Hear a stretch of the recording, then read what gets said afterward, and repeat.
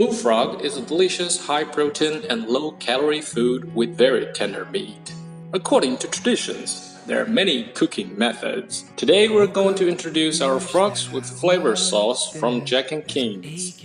All the ingredients have been already trimmed manually and packed with our special pickled pepper bag, which is clean and convenient.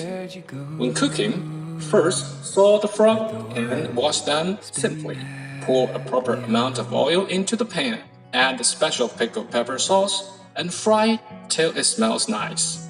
Add 250 milliliters of water to boil.